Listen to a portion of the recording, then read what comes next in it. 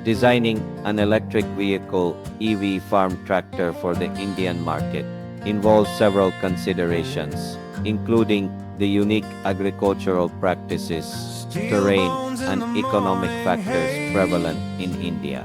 Here's a conceptual outline for an Indian EV farm tractor design. 1. Target market analysis. Farm size.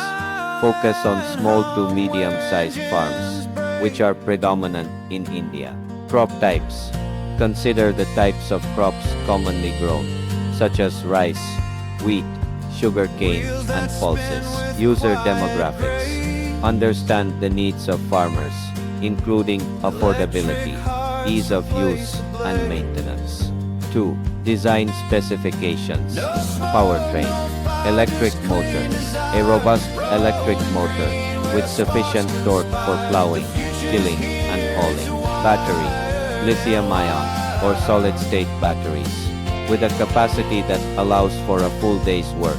For example, 100 kV.